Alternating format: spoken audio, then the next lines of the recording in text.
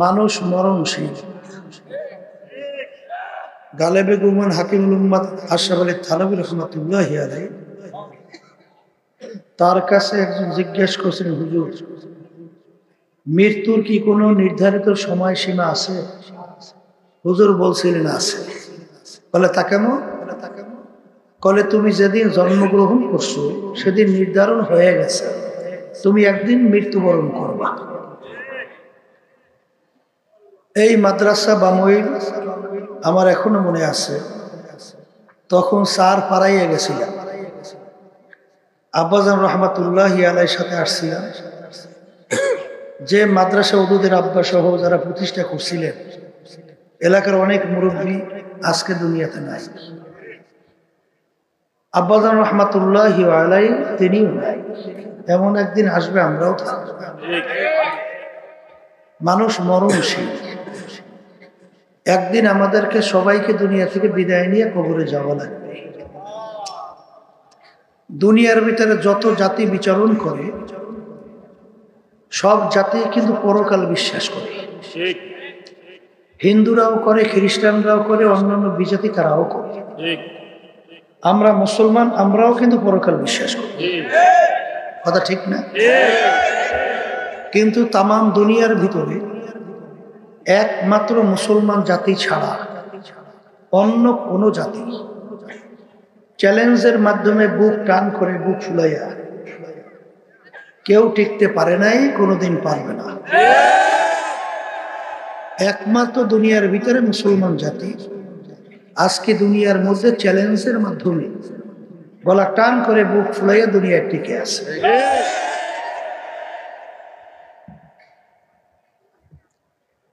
তা পরকাল আমরা বিশ্বাস করি, আর এই পরকালের সুখ শান্তি এবং পরকালের দুঃখ, এই সব কিছুই কামাই করার জায়গা হলো দুনিয়াতে। যারা চিরতরে পরকালের জিন্দেগিতে সুখে থাকতে চান, আমি যে আয়াত শরীফ আপনাদের সামনে তেলাওয়াত করেছি, আয়াতের ভিতর আল্লাহ রাব্বুল আলামিন বলেছেন, কিয়ামতের ময়দানে আমি বান্দা বান্দি আমল নামা দাড়ি পাল্লায় দিয়া ওজন দেব। যাদের নেকের পাল্লা ভারী হবে তাদের জন্য আমি এমন জায়গা বানায় রাখছি, যেই জায়গার নাম হলো বেহেশত। বেহেশতের ব্যাপারে আল্লাহ রাসূল সাল্লাল্লাহু আলাইহি ওয়াসাল্লাম বলছেন যে এত সুন্দর, এত আরামদায়ক, যা কেউ কোনোদিন দেখে নাই, চোখ দিয়া দেখে নাই। এমন সুন্দর যে কেউ কোনোদিন কানেও শোনে নাই যে এরকম সুন্দর হতে পারে, তার চেয়েও সুন্দর।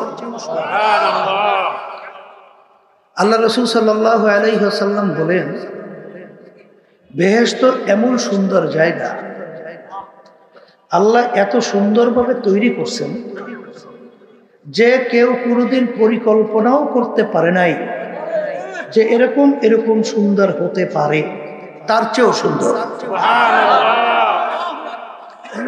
আর কিয়ামতের ময়দানে আল্লাহ রাব্বুল আলামিন আমলনামা যখন ওজন দেবে, যাদের গুনার পাল্লা ভারী হবে, নেকের পাল্লা হালকা হবে, তাদের জন্য আল্লাহ রাব্বুল আলামিন এমন শাস্তির জায়গা তৈরি করছেন, যে শাস্তির জায়গার নাম হলো জাহান্নাম। যেই জাহান্নামের ব্যাপারে আল্লাহ রাসূল সাল্লাল্লাহু আলাইহি ওয়াসাল্লাম বলেছেন, এত ভয়ানক, এত কঠিন যে কেউ কোনোদিন শুনে নাই, দেখেও নাই, কল্পনাও আসে নাই যে এরকম শাস্তি, এরকম কষ্ট, এরকম ভয়ানক হতে পারে, তার চেয়েও ভয়ানক। কে বলছে? আল্লাহ রাসূল সাল্লাল্লাহু আলাইহি ওয়াসাল্লাম।